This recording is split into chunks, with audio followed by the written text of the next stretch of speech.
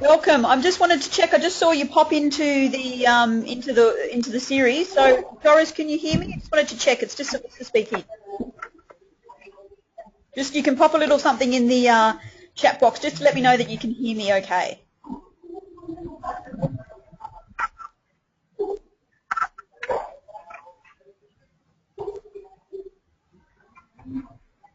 Oh. Just want to check to see if Doris can hear me. Doris, can you hear me? Some echoes too. Okay.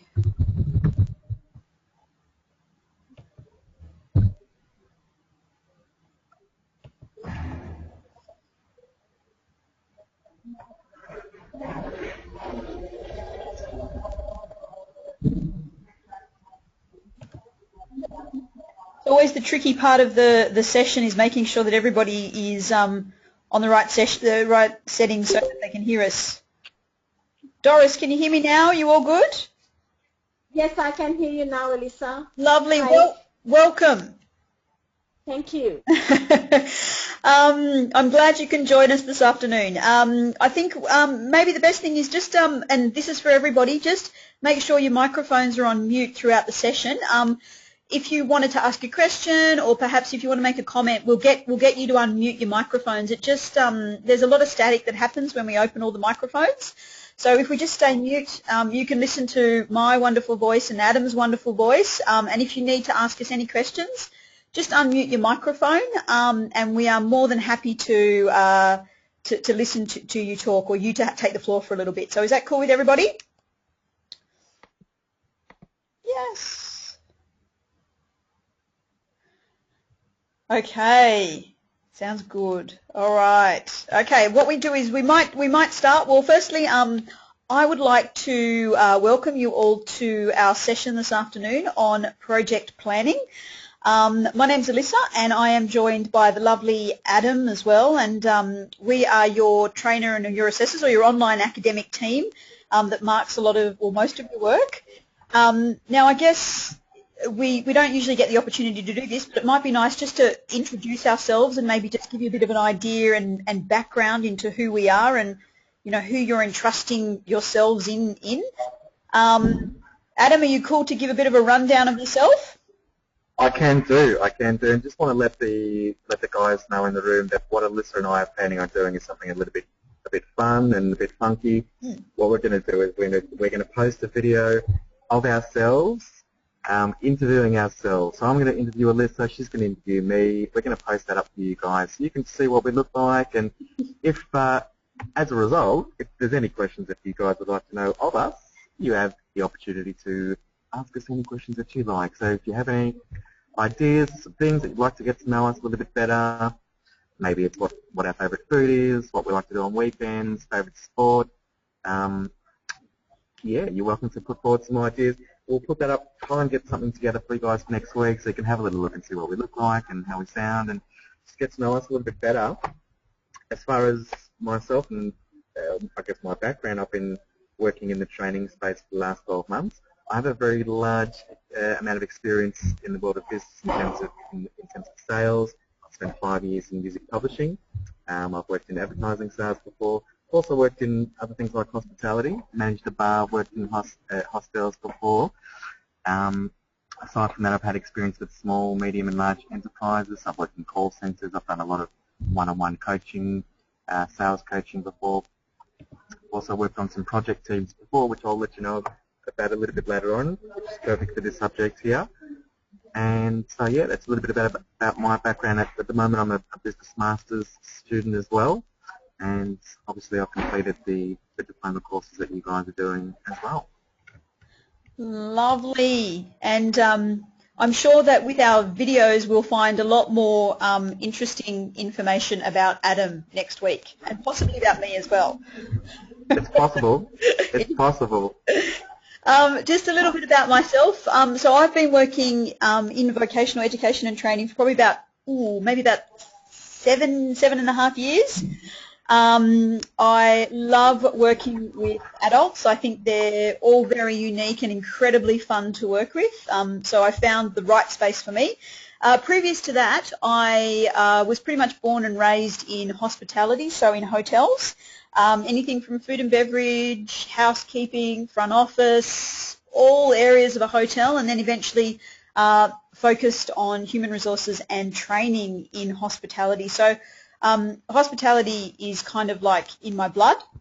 Once I left hospitality, that's when I started doing a lot more training. So as I said, I love it. I do a lot of different types of training, and I have a lot of unique students whom are incredibly dear to me, and yeah, I definitely think I've found the right space for me. So that's a little bit about me, and I really wish I could preempt some of the questions that I'm going to get next week, but I'm sure as we progress on we will find lots of interesting, slightly embarrassing bits of information about me, but more so about that. So More so about me, no doubt about that. But if there's anything you guys want to know about us, and that's for anybody that's not tuned in today, but it's watching it on delay replay, this webinar, feel free just to send us a message, send us an email, shoot us a message to the actual site, and we'll gladly take your suggestions on board and hopefully have a bit of fun with it for you guys, so that you can see who we are and a little bit more about us too. yeah, you get to know us, you know, we get to know you, so it just makes for a really nicer experience and a better learning engagement experience as well. Because, I mean, Alyssa, I know you're very much the same. I mean, we speak to each other every day. For me, I'm very much outcomes-based. I really like to know what you guys are planning on doing going forward, where you see yourselves going in the future, and I'd like to be able to assist you with that if I can in any way, sort of shape or form. So we're sort of asking you guys to expose yourself a little bit, talk a little bit about your own sort of strengths and your weaknesses, and, you know, we're asking you guys to be a little bit vulnerable in that so we can effectively help you. So I think it's only fair that we also show you a little bit about maybe our side, what we do in our personal life, as well as just anything you'd like to know. So that's I guess the idea behind it. It's going to be. I thought you would, Leanne. I thought you might. Oh, I'm so looking forward to it. Okay. Sounds good.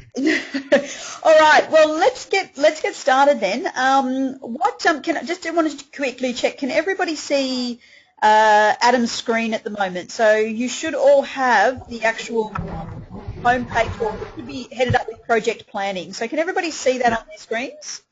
And I've just highlighted the title, project planning. So can you guys see that? Great. Okay, good. I love it when technology works. How good is it? I know. It's so exciting. It's exciting. It's very exciting. Okay, great. So should we talk a little bit about the new program that the guys are using, the new learner management system? Yeah, absolutely. And, you know, Adam and I both appreciate, you know, your support and your patience with us over the last month with the new portal coming up and coming. There's a few things that have definitely changed about it, and I guess the best way to really get familiar with the system is just to kind of get on there and have a bit of a play around. But probably for the next couple of minutes, Adam and I really want to take you through some of the basics of the system, so you kind of know where your information is, you know where your learning activities are, you know where your assessments are, so you get a bit of a feel for basically where everything is. And no, we're only going to be doing this week because this is the first round of webinars, so we just want to make sure that everybody's comfortable with using the platform first. From next week onwards, we're going to really just be, when we start, we're going to get straight into the topics. This week we've only got one topic. Normally we have a couple of topics per each webinar as well, so this is just sort of a once-off, just to get you guys into the groove, make sure that you guys are okay with using the new system. Yeah, absolutely. And again, if when we're going through some of this stuff as well, if you have any questions or queries, please feel free to ask anything. If you want to maybe just pop something in the chat box or just unlock the microphone, it would be great for us to get some feedback on some of the experiences that you've had too. Okay. All right. So it might be wise just to sorry, go for it. No, go for it, Adam. Yours. I was just going to say, it might be wise just to clear up a little bit of terminology because I know that you guys have crossed over from the other platform into this one. What you see before you is the homepage for Diploma of Business. Yep. So there's 8 coloured blocks on the screen there. Each of those coloured blocks represents a different subject, and effectively you need to complete 8 subjects in order to gain the qualification Diploma of business. Yes. The subjects are exactly as they were, so nothing has changed. Your course is exactly intact. It's exactly as it was. Some of you have already completed subjects in the old. That is carried across to the new system. Just to let you know, so you see something here called planning, and we've got project planning next door. They are just new names for what was already the subject. So planning has actually, it's just a new title, a new name for what was previously known as manage personal work priorities, professional development. The subject that we're going to be talking about today, something called project planning, and that was previously known as undertake project work. Some do remain the same. For example, make a presentation, still make a presentation. There was a subject called show leadership in the workplace. It's now just called leadership in the workplace. So just to let you know, everything is much the same as it was. Just we've got a few different titles. Yeah, absolutely.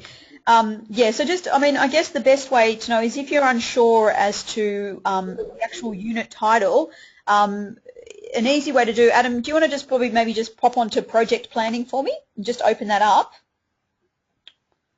Lovely. And obviously when you're accessing your resource material or your learning activities and you're starting a new unit, just obviously you want to click onto the one that you're actually access or you're working from.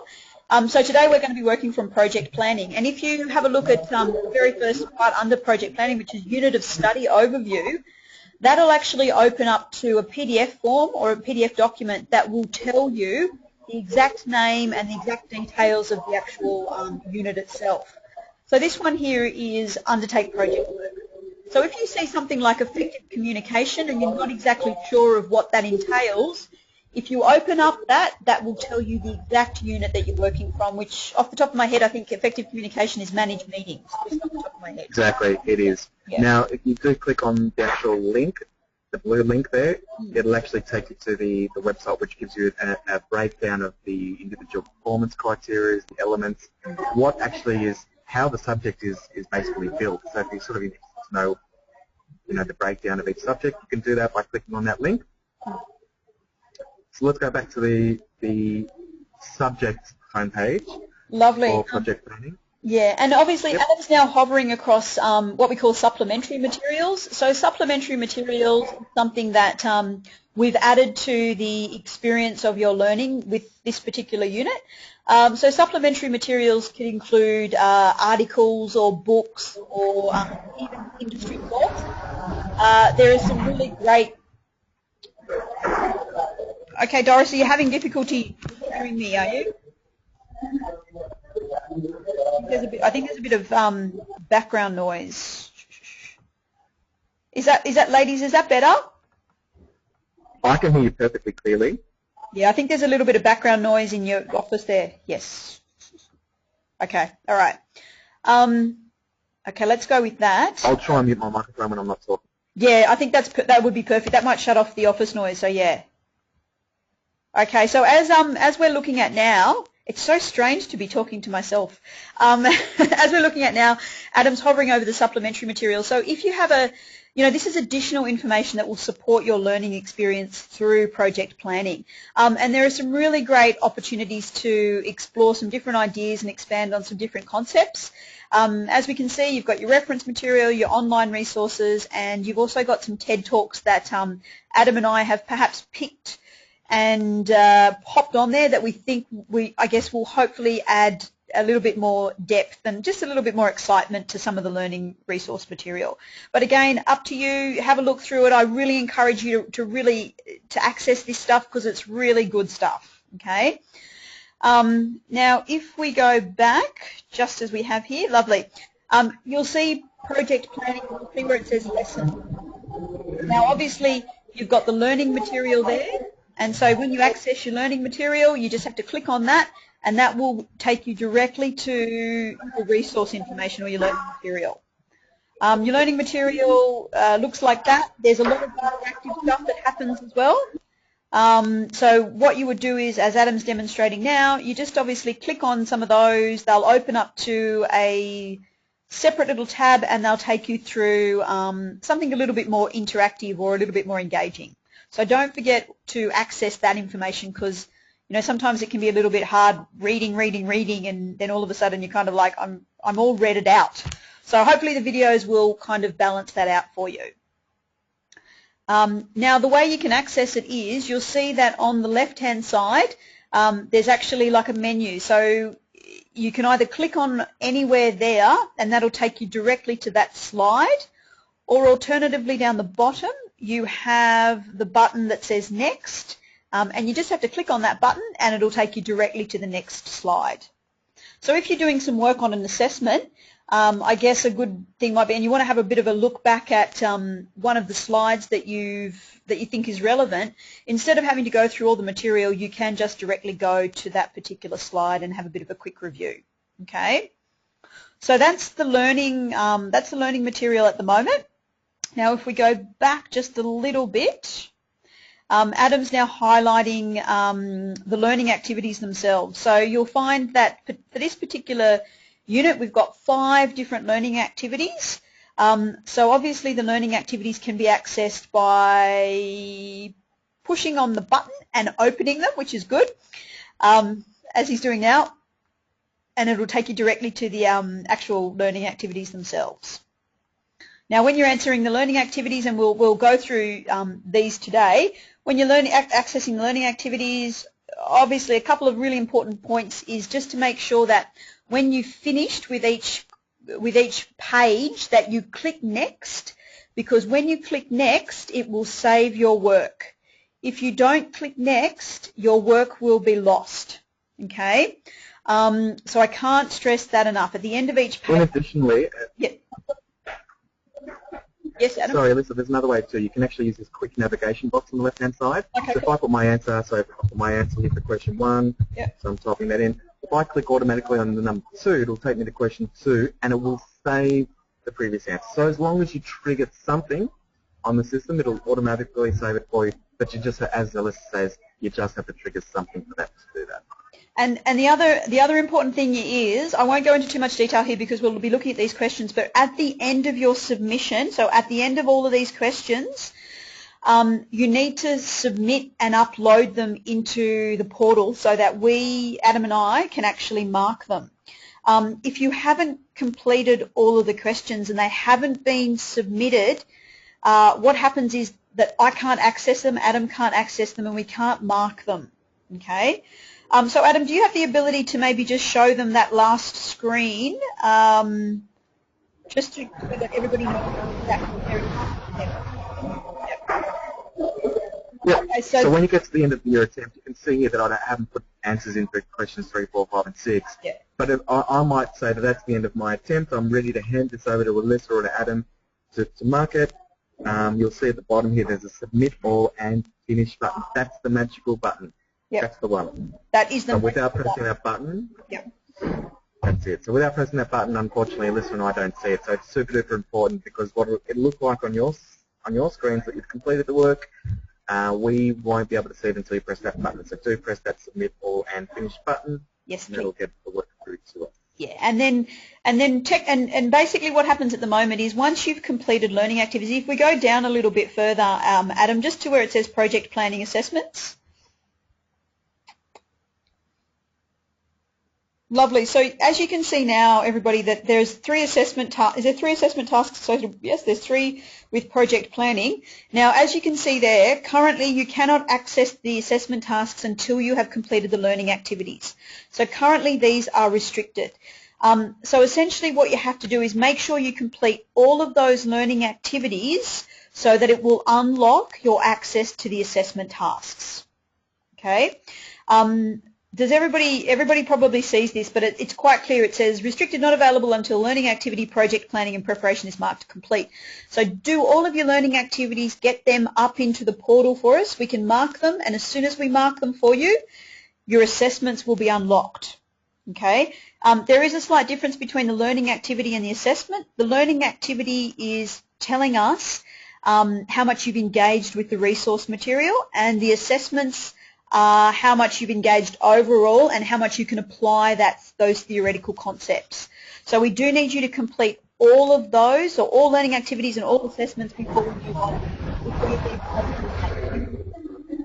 Guys, just as a general, try and just rip through those learning activities as quickly as you can. The main body of work is produced in the assessment tasks, and that's really where we're going to be effectively assessing your hard marks. We will be providing feedback for you for the learning activities, but they are just activities. And the design is that it helps you review the material. It prepares you for the actual assessments, which is what it's about. So we'd just like you to spend not as much time dissecting everything in the learning activities. Just put your answer in. You may or may not be aware if you're on the right track or not. Alyssa and I will provide you feedback on that and get you to be able to move on pretty quickly. Yeah, absolutely. Doris, are you okay there? You've just mentioned that you can't hear us at all. Can you hear us now? I can hear Adam. You can't hear me? Yeah, all good?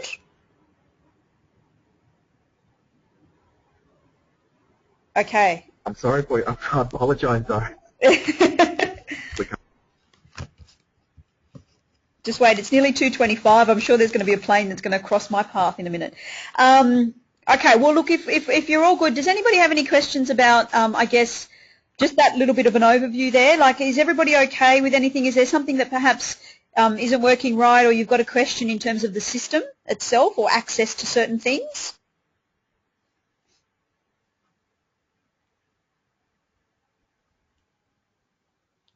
Are we all okay with that? There are a couple of things that are being sort of looked at the moment in the background there, Alyssa, but we'll just be working on them at the moment. So just communicate directly with your trainer if you're having any issues or you can't access something at the moment. I know one of my students who's here today has been doing so. So if you need us, just let us know and we'll give you a helping hand as much as we can. Absolutely, definitely. We'll try and work through those issues if there's any. All right, lovely. Well, then, if there's no questions, let's start having a look at one of the most interesting topics, which of course is project planning. Now, has anybody started this unit, or has anybody started doing had a look at it or had a look at any of the learning activities yet?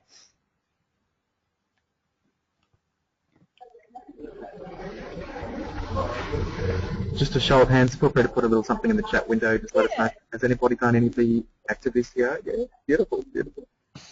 Lovely, good. Just as an overview, with this particular unit, it can actually be quite theoretical. So if you are having difficulty understanding some key concepts, you'll notice that there's a glossary of project management under project planning and lessons. So if you're having some difficulty, always try and access that because that'll give you some strong definitions around some of the very many terminologies used in project planning. So to give just a little more information, a bit of a background, a bit of a definition for you. Okay? All right. I guess I would probably like to start. Has anybody that is currently in the forum, has anybody actually been involved in a project before and might like to share their experience of actually being in a project or being a part of a project team?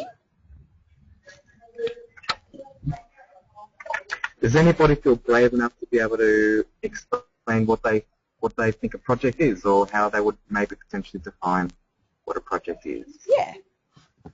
If you would like to speak, you're welcome to unmute your microphone if you'd like to do so.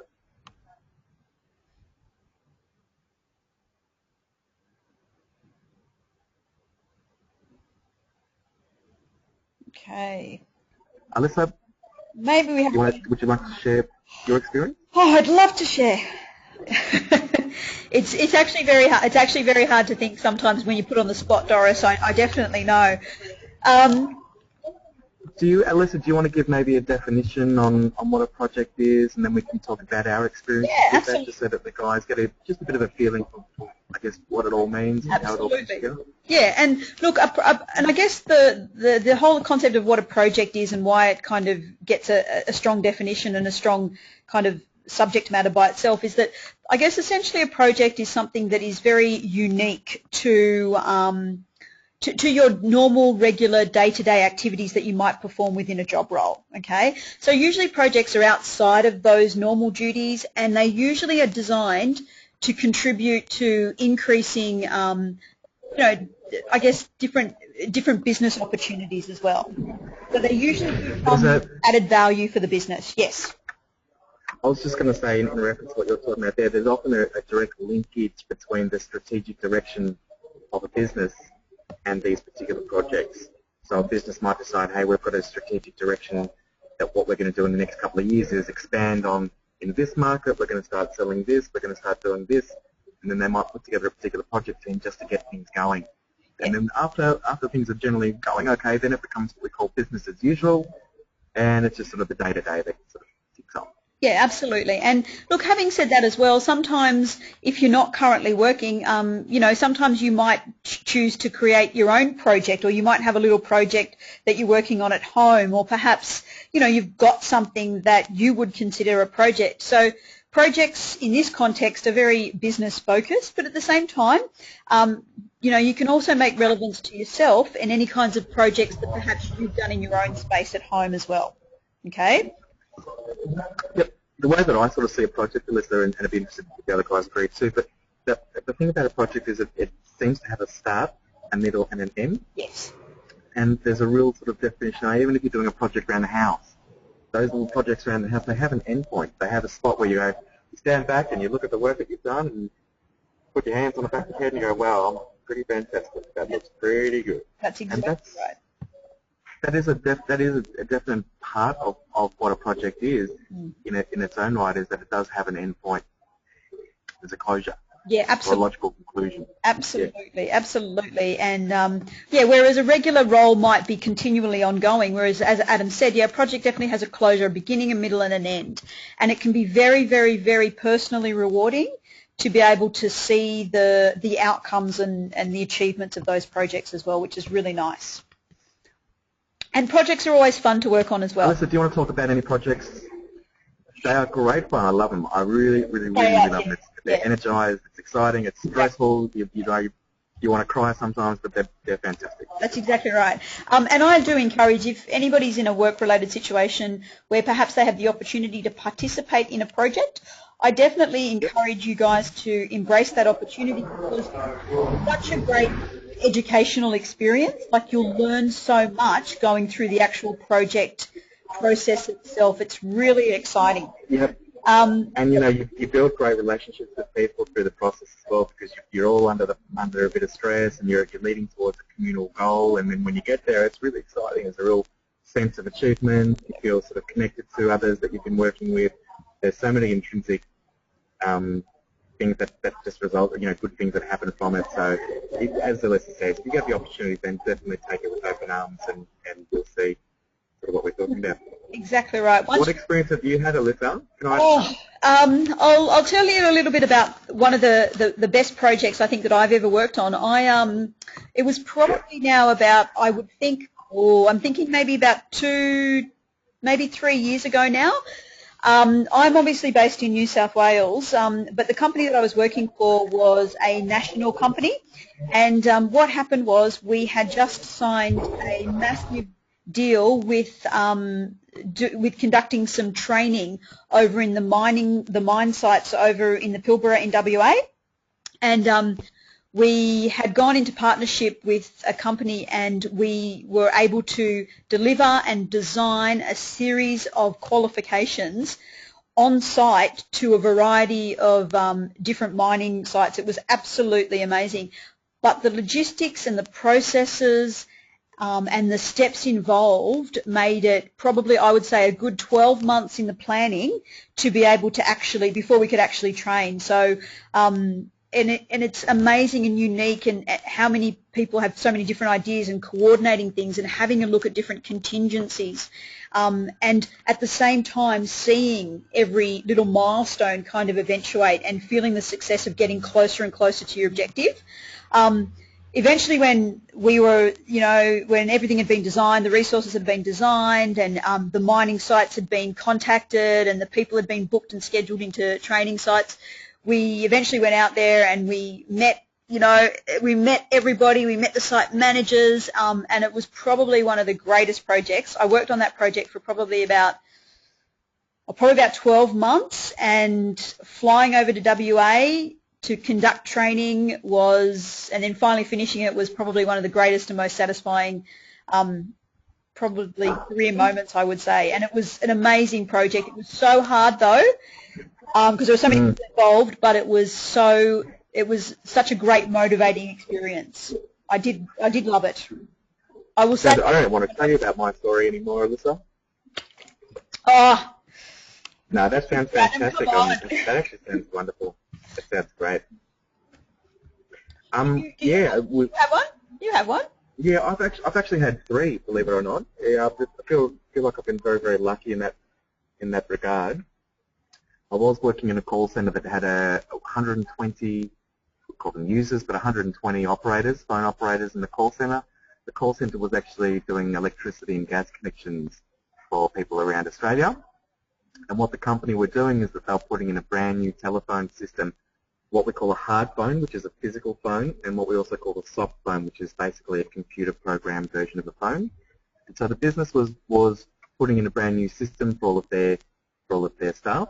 And my job was what I was called SME. Now, SME stands for Subject Matter Expert. Effectively, what I was doing is I was the go-between between the company that designed the brand new system and the company that I worked for that were putting in the brand new system into the business. So I was just making sure that what my company required or what we needed as per the actual project itself. And we'll talk about this as we go through some of the questions shortly, which we'll jump onto in a minute. There's some of the documentation I can refer to there. But basically, yeah, my job was to make sure that the system did what it was meant to do. And then when we put it into the business that I was there, to obviously make sure that people had a bit of a helping hand and that I was able to help anybody that needed help. And that project was about 6 months. And absolutely loved every little moment of it because you've got a clear sight, you've got a goal, you get to that moment, you get to the point where you're what we call project rollout, which is actually one of the topics here, which is exciting because you've done all this planning and preparation, then you see it rolling out and then you sort of can sit back and have a look and enjoy it. So that was sort of the experience that I've had there. I've had a few others, but I won't go into them because I think we should probably jump in and have a look at some of the questions. Yeah, The absolutely. first learning activity. Absolutely. Let's because do that. Adam and I could talk all day, actually. We will talk all day, so if anybody wants to stick around, we'll be chatting all day. We generally do. Okay, now what he's doing now is he's accessing the very first series of learning activities, which is about project scoping and stakeholders. Now, can everybody see my full screen? Is it clear to everybody? My screen here. Yes, lovely. Okay. Great. Thanks, guys. Cheers. Now, for this one here, there are a series of 6 questions. Now, look, I will be the first to admit the questions can be quite confusing to understand.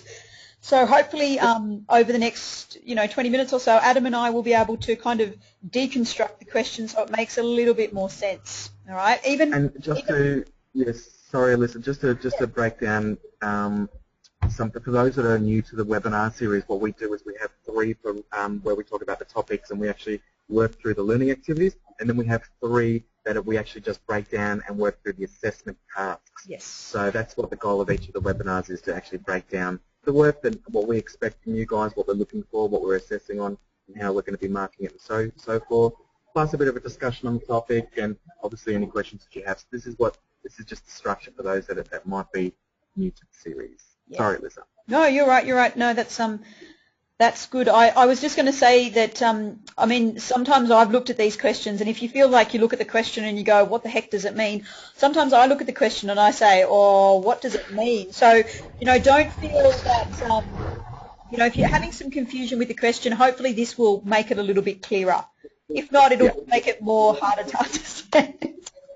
And if you're confused, then we're happy because it means that you're thinking about what the problem is. So, no, we're just kidding. But that's okay. We're here for you if you need, obviously. So let's have a look at the first question. Yes. I'll read out the first question. That would be great.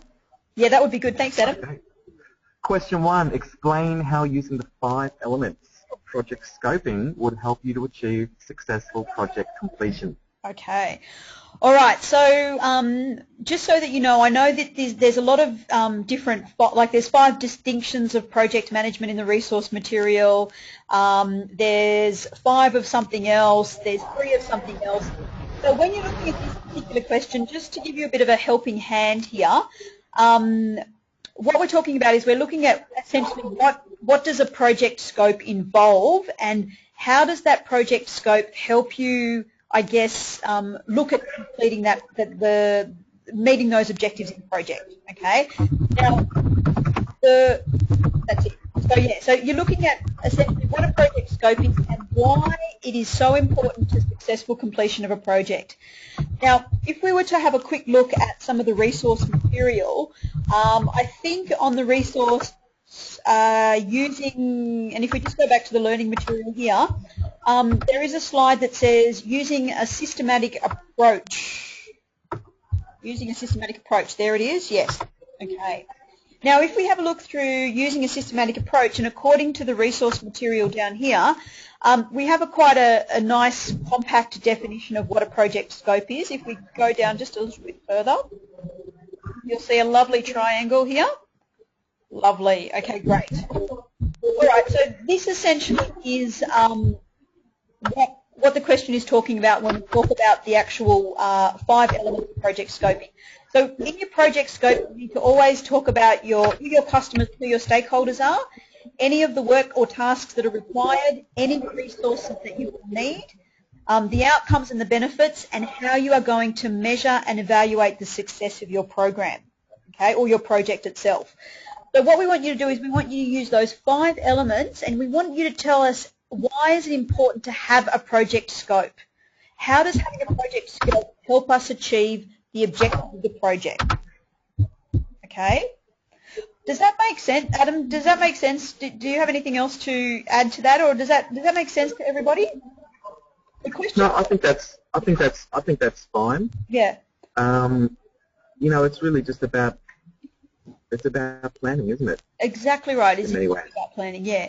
And it's about, like, why is it important to have a project scope? I mean, essentially the project scope is the framework and the bones of an actual project. And without it, like your body, you really can't have anything to hold it up. And that's about the best analogy I have for project scope. That sounds good. It all sort of makes sense. The more you keep going, each little part makes a little bit more sense. I'm happy to move on to the next question. Yep, absolutely. Now, question 2, what does question 2 say? Think about your current role. How much time do you spend in the scoping phase? How could you work with your team to achieve the 15% benchmark? Now, just before we talk about this question, just to clarify, there will be times through these learning activities that it actually asks you to reflect on your current role. That we are aware that not all of you guys are currently employed at the moment, or everybody's got a different situation, of course. So we just want you to reflect on your current professional position. So if you're employed, you can talk about your actual, day-to-day operations. If you're not employed at the moment, you can talk about some of the things that you're doing professionally speaking, which might include doing this course. It might include doing other things as well. Think about your goals and what you're trying to achieve, I guess, professionally, and you can talk about what your current, professional situation is at the moment. Does that sort of make sense? Mm. So with this, if you're not actually employed at the moment, what we're really looking for is how long do you spend planning and organising? That's really what we're asking you here. So think about your current position. How long do you actually spend thinking about the overall scope of the project, or the whole process? Yeah. And what can you do to achieve the 15% benchmark? So the actual learning material suggests that 15% is the perfect amount of time in order to spend in that sort of initial planning phase. Yeah. Yeah. The before first. you move forward. So what? The first 15% out of your project should be spent like planning and in the scoping phase. Okay.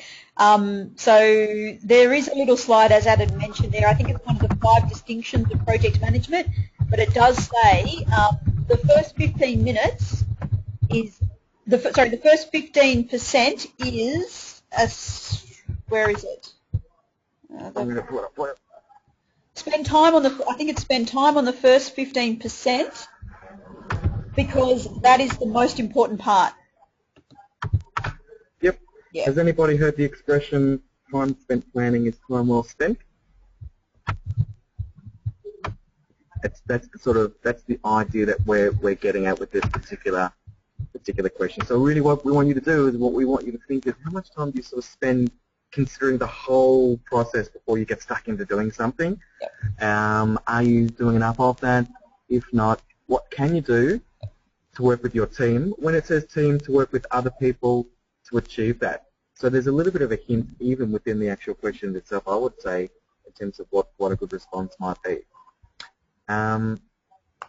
Does anybody write a shopping list before they go shopping? Oh, Do you, Alyssa, do you write a shopping list you before know you go what? shopping? I actually, I go, okay, so I need 10 things, and so I think of the number 10 in my head, and then when I go to the shops, before I check out, I have to make sure I've got 10 items, and that way I know. So I don't actually write a list, I just count and say I need 10 things in my head. It's Not bad. It's very strange, but that's how it works. I guess if we were to compare somebody who might sit there and write a shopping list versus somebody who doesn't, you'll see that what happens is that the person who writes their shopping list, once they start getting into the actual work itself, they know exactly where they're going. We're walking around the shop now. I'm grabbing my things. I'm ticking them off as I go. And that's another way that I can measure how I'm going. Yeah. But that 15% of time that they spend working on what they need before they leave. Then you get people, I hate to say it, like myself, that walk into the supermarket and are completely confused, that they've never been there, never seen anything like that in their entire lives, and it's awfully confusing. People like myself spend far too long in that stage, and that's what we're talking about here with regards to projects, is that you need to spend the necessary time at the beginning, the scoping phase, so that I guess it's time, planning is time, constant planning is time well spent. Yeah, exactly right, and that's a great example. I mean, the more you have thought about the planning process, the easier it's going to be able to achieve that goal, and the more effective and productive you'll be as well in that process. So look, without giving away an answer here, I think that engaging with others is one of the best ways you can do this. So how could you work with your team? I mean, as I say, the question sort of says it in many ways. Work with others. Yeah. Engage with other people to make sure that everybody is aware of what's going on and is on top of you've covered and considered every point of view or any opportunities or any different types of additional information that might support the project. So yeah, absolutely. And that might be scheduling regular meetings, having documents that you share, things like that. So just think outside the square if you can. Use the materials if you need, but that's sort of what we're looking at there. So let's move on to sort of starting to push time a little bit. Let's have a look at question number 3. Okay. Question number 3 is list all the documentation that you might use during the scoping of a project, for example, contracts or other agreements, project briefs, etc. Okay. So again, definitely have a look at your resource material because it does tell you some of the different types of documentation. I guess a project is considered quite a big task, so documentation is essential in that planning process. You might consider things like contracts with your suppliers or contracts with a resourcing company. They could be some considerations that you might need to take in terms of documentation. There could be internal documentation if you're working for an organisation. Perhaps there's procedures or policies or certain standards that you have to abide by that are documented. They also obviously need to go in the scoping and in the framework of that project for consideration. Anything else that you can think of, Adam, I guess, in terms of documentation that you might use? The list could be endless depending on the project. Yeah, look, it can be, and it does depend on the project. Just use the example before where I was talking about that I was subject matter expert to assist in rolling out the new telephone system for the business. What I had, one of the documents that I had in there was what's called a functional requirements documentation. Now, functional requirements documentation is basically the business saying, this is what we need this to be. These are the functional requirements that we require for this particular service. For that example, it was for the phone system. So what they do is the business goes, cool, we need a new phone system. What do we need it to do? Here's what we need it to do. It's called a functional requirements document. They give that document to others to see if they can actually fulfill their order or they can actually do those things, like software companies and things like that, in that particular example. So that might be an example, functional requirements or business requirement documentation. Absolutely. But have a look in the learning material because you will see there's some basic things in there. But anything that might help to better understand the full flex of a project, is absolutely valid here, wouldn't you say, Alyssa? Yeah, absolutely. Like we really want you to just understand the importance of documentation in that scoping process. So documentation and considerations of documentation is really important when you're planning this project.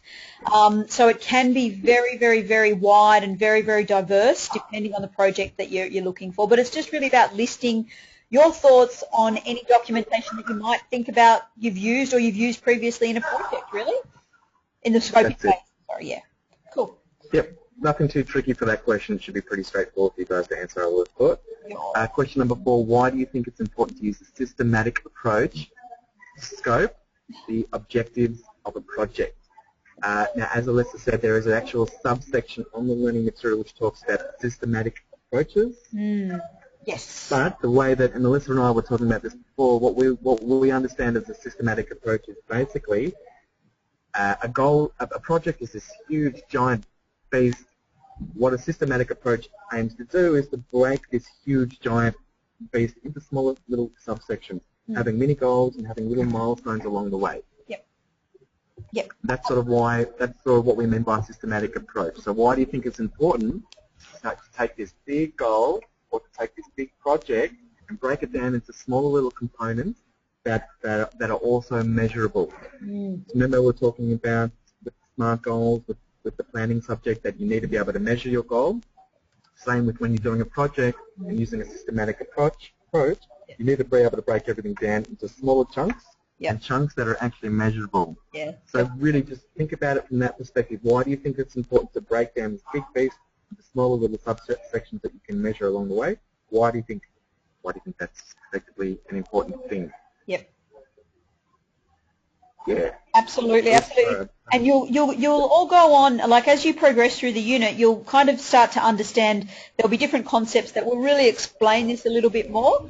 And it's, a project can last for 12 months. It can last for 2 years. So it is important to have those mini goals in there to be able to see the success of your project itself. Not that I'm giving you a hint about what the answer is, but as you go on with the resource material, it will define the importance of this a lot more. But just give an idea as to why you think that's important at the moment. Look, I don't really mind, so to speak, keeping some of these answers a little bit of list because these are activities for the guys to sort of engage in the material a bit, and I think that's fair to say. I mean, what you said is spot on. That's the way I see it. I mean, it's about sort of continuing that motivation to continue. When you're painting the whole house, it's a big job. But when you finish one room, it feels good. You finish one room, you can pack up all the little bits of paper that you've laid down on the carpet. You can tell somebody that, hey, have a look around your bedroom. Isn't that fantastic? And there's a sense of accomplishment along the way. Even though you haven't finished the job, you still get that little bit of extra kick. Exactly right. Yeah. And if you are working with a big group of people and you're the project manager for a massive project that might have 60 to 100 people on it, you need to keep them motivated as well because it's a long time. They're the key to the success of reaching the objectives of the project. So you're working with a lot of people and they have motivational needs as well. So, it kind of comes into play when you talk about that, which I think is one of the questions. All right, shall we move on, Adam? Yes. Good. Sounds good, Leanne. Sounds good. Okay, so the next question 5, is a video. Yes. And then at the end of that, it asks you, what did you learn from watching the YouTube video in relation to supporting your team to deliver the project? Just list 3 ways that you can assist your team with the current project. Yes. So, Alyssa, what are you looking for here? Okay, so I guess what you want to do is you want to have a quick look at that lovely 50-second YouTube video, and the lady in there does talk about the importance of having a team when it comes to delivering a project. Essentially the team is the essence and is the key to the success of the project. And, you need to look at what they're good at, perhaps where they're not so good, and you need to be able to utilise their strengths and acknowledge their areas for improvement to be able to get the best out of your team and for them to help you achieve it. So think of 3 ways that you could help your team out during your project. Okay, maybe you could offer some support in some way. Perhaps you could, communicate to them regularly. So what could you do to help, drive your team and motivate your team through a project? I think that question, that's what I'd be looking for. I'm happy with that. Yeah. I'm happy with that too. Let's look at the next one. Identify, this is the last question, I think, is that right? Is there 6 questions? Yeah, 6 questions in this block. Identify a project that you have been involved with your current or, oops, let me just put this down, with your current or previous roles. Yep. So identify a project you've been involved in with your current or previous roles. List 4 project stakeholders and describe their needs and expectations. So firstly, let's talk about stakeholders. How would you define stakeholder? What is your understanding of what a stakeholder is? All right. Well, I think my understanding of a stakeholder is anybody that has a vested interest or an interest in the outcome of your project, okay, or that's directly affected by your project. To make it easy. Spot on. Yeah. So think about a project that you might have been involved in, and think about 4 different people or 4 different groups of people that had an interest in the outcome of your project. Does anybody that's tuned in now want to give us an example of a project that they may have done around the house? And then what we can all do is just try and work out who the stakeholders might have been for that project. Does anybody want to type something in or unmute their microphone and just give us an example of a project, if either at work or potentially around the house even? Painting. Painting. Okay, Doris, cool, painting. So painting the house, it is a good one. So who do we think the stakeholders? We've got a project, and our project is to paint the house. Liam likes painting, good. To paint the house. Who are the stakeholders of this project? I'm going to say the first one, and I believe that's yourself. Good starting point. Doris's Your husband. That's good. Doris is the project manager here. She's the project lead for sure on this. She gets the project manager role, definitely. But I guess just to continue, anybody that has any involvement whatsoever in that particular project is a stakeholder. So Doris's husband is absolutely a stakeholder. Why? Because he is completely affected by what is actually happening in this particular project. Gigi, correct, your children, your friends, other people that come over to your house will be a stakeholder because they're people that come to your house, so they're affected by what you do when you change your house. Here's another example of a stakeholder. The company you buy the paint and brushes from, they are a stakeholder. Who else is a stakeholder in this, Alyssa? I maybe think your neighbours might be a stakeholder if perhaps you're doing a little bit more than painting or maybe you might be doing some renovations as well as painting now. Perhaps. Yeah, it's 100% correct. I'm just putting it out there. You're 100% correct. It might be, if you're doing some renovations, one of the stakeholders might be your local council. Correct. Because they are, they're a part of the whole STEM things that they make up part of the decision process whether you're allowed to or not allowed to make your renovations. So they need to be considered when we're putting together this project. And that's really what we're talking about when we're talking about stakeholders. Who do we need to consider when we're planning? We need to consider everybody that's involved and everybody that's affected. So even though they may not have a physical involvement in the project, we may not be getting them to paint like Doris is getting her husband to paint. We may not be getting them to paint, but they are affected. They have some sort of, they are affected. Even if it's your friends that come over once a month to have a cup of tea with you, if you paint the house bright red, they might be affected every time they come over, and they may not want to come over and visit you anymore after that. So absolutely they have a part of it. So we're happy for you to identify any project, whether it's one around the house, whether it's something that you did at work, and just give us a list of those stakeholders. And what is the actual question also says? So list 4 of them and describe their needs and expectations. That's exactly right. So I would just list who your 4 project stakeholders were that you chose, and then just tell me what their needs are and what their expectations are. So I would just list each project stakeholder and just pop in there a couple, like maybe, I don't know, Adam, what do you think, just a need and an expectation? Absolutely, yep. And it's and don't overthink this question because it is what it is. That's what Doris's husband is a stakeholder. What's Doris's husband's needs and expectations? Well, he might need to have a freshly painted house, just like Doris, and his expectations might be to not work more than 2 hours a day because he doesn't want to work more than 2 hours a day, or so what we're wanting you to do is to think about what the stakeholders' expectations and needs are, so that when we're creating our plan, we're considering all of those that are involved and how they are involved, and we're obviously just considering the whole everybody that has some sort of stake in the project. Yep, that's exactly right. Yeah. Yeah, and as Adam said, don't overthink it. Just be really nice and just don't overthink it. Just answer the question. Yeah. Okay. Okay, great. Well, that's all of the questions for the first learning activity and project planning. So, guys, the next 2 webinars will be covering the next 4 learning activities, and then the following 3 webinars over the next 5 weeks will take you through the remainder of the assessments in the subject. Now, I just, Doris, you just had a little comment up there that I just noticed before that said that it seemed a little bit daunting at the moment. Look, just all I can say is that this is a bit of it's just a very theoretical type of unit. So I do apologise. I mean, it's quite theoretical, unfortunately. But what Adam and I will hope to do is hopefully if we run more of these types of webinars and you kind of come along, it'll just make it a little less daunting every time you open up a learning activity or an assessment.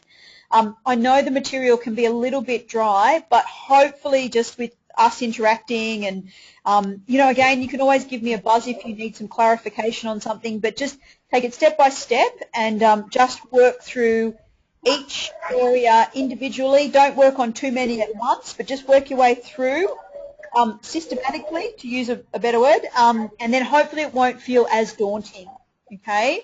Yep, and if you're not sure, don't worry, because what happens is if you provide an answer where you're not sure, and even some students say, look, hi Adam, I'm not 100% sure if this is right, and then give me the answer, we'll be giving you guys feedback so we can help you with that anyway. So, yeah, we'd rather you not spend too long on their learning activities, go through them, get some feedback, and then be ready to move on, because we really want you to be able to keep that time, as much of it as possible, to put towards your final assessments, because that's where we're really going to be marking you, as hard as possible. Not too as hard as possible. No, that's marking you tough. And not as hard as possible. Actually, listen right there. Yeah. Look, at the end of the day, Adam and I are both really flexible. We're really easygoing. We're here to support you through this process. So use us as much as you want to and as much as you need to. We know that the portal, can be a little bit confusing. So just please don't hesitate to ask if you've got any questions about resource information or anything else that's kind of like not sure about. Absolutely, and look, we're absolutely proud of you guys, the way that you've transitioned into this new system already. We're really, really thankful for your patience through this stage as well, and working with us. We're open to your feedback, as well as feedback on these webinars. We'd love to know if we can find a better way to do them more and to improve them. We're also looking to get a bit of feedback as to what times work really well for you guys as well. So we're changing the times each week, so keep an eye out for the message and the invite coming to you each week with regards to the times. We're trying them at different times to see when they work. But if you want to give us some feedback on what you'd like to see in them, how we can help you to get through your course better, anything that we can do just to assist you better, or just otherwise some times that are a bit better for you for these sessions, please let us know. We'd love to hear your feedback, just so we can make the experience a little bit better for you guys. Yeah, absolutely. Yeah. Thank you guys. I mean, you're making our experiences just as enjoyable as well. The whole thing is really, I guess, it's a two-party type of thing. We're getting as much out of it as you in many ways. We're here to help you guys. We love what we do. I know Alyssa absolutely loves what she does, and me too. Absolutely. And Adam and I work. We have very similar belief systems, and we're very similar in our styles. And I feel I'm fortunate enough to be able to work with him. So him and I, we're both on that same plane. So yeah, it's good. We both enjoy what we do, and we have a lot of. We really want to look after you guys through this experience. So yeah. Absolutely. So, and don't forget about asking us some questions. So send us some emails and let us know what you want to know about us, and we'll put it towards the get to know your trainer videos. Yeah, that's exactly. You may not want to know us after you've seen the trainer videos. Oh dear. Nice. All right, so. Okay, does anybody have any questions? You're welcome to ask any questions at all now. It can be about project planning, the subject. It can be about scoping and stakeholders, or if you have any other questions just in general about the course or otherwise, the floor is yours, guys. Anybody wish to unmute their microphone, you're welcome to ask any questions. Yeah.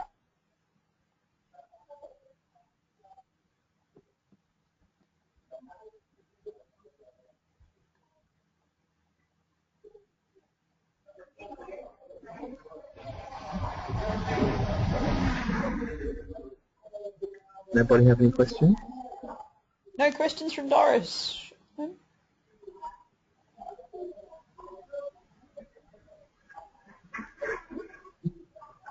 That's good.